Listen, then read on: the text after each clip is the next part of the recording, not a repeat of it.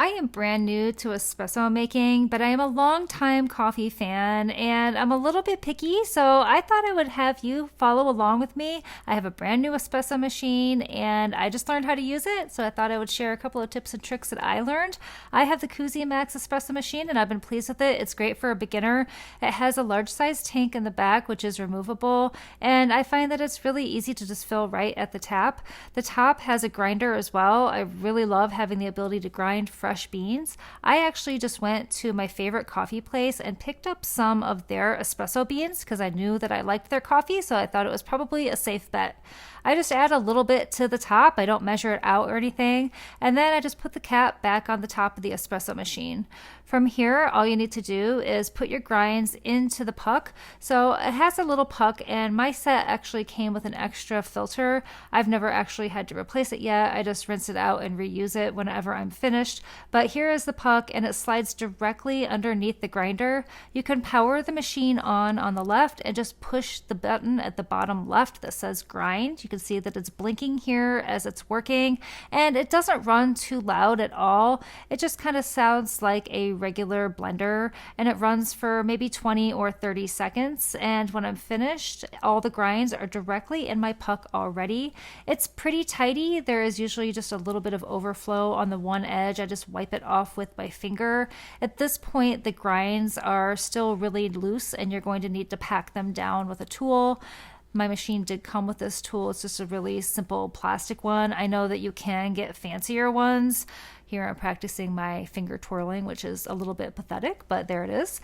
And then I'm going to just press this down with the flat edge. There's a scooper edge at the other end, which I don't really use, but it's handy to have there just in case you want. And I just give it a couple of presses, just like that. And then you can see up close that the coffee grounds are really nicely compacted. And the machine did a really great job actually grinding these espresso beans. You can see that it's a really, really fine powder. I'm really pleased with its grinding ability.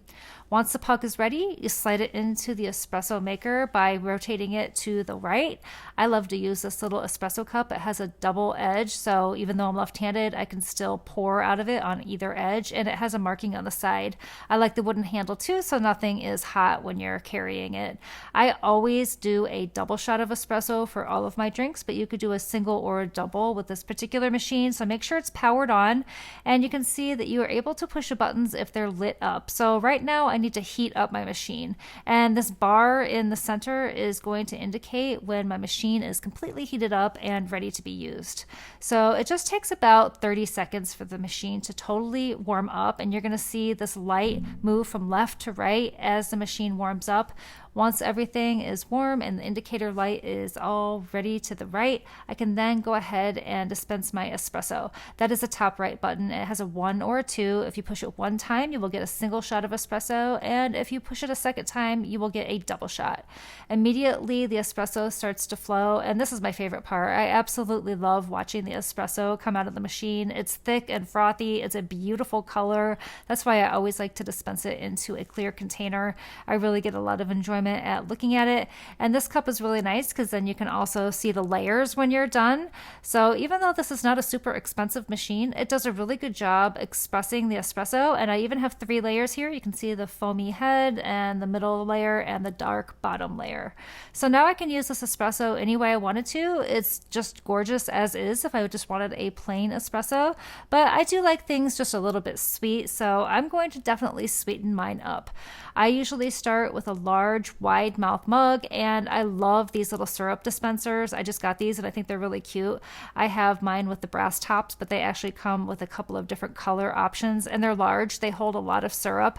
I find that 2 pumps of each flavor is perfect for making a salted caramel latte. So I do 2 squirts of the vanilla, and then I do 2 squirts of the salted caramel, and that is just enough sweetness for me. You could do a little bit less if you like your drinks a little less sweet.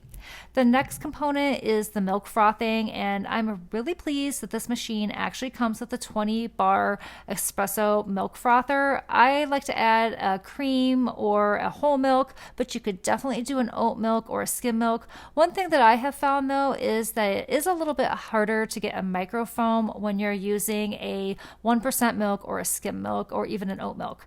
The first thing you do is make sure your machine is heated up, and then you turn this dial on the right over to steam, and I just let it it run a minute to get all the water out of the system.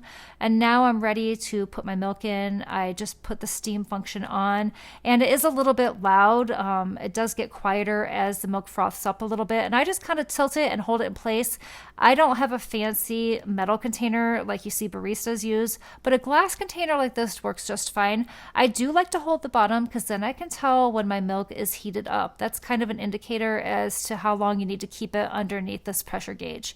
And towards the end, I kind of move the nozzle up towards just underneath the level of the milk, and you will see a lot of microfoam. The milk will start to get a little bit thicker and a little frothier. You will see very small bubbles, and it will about double in size and in volume.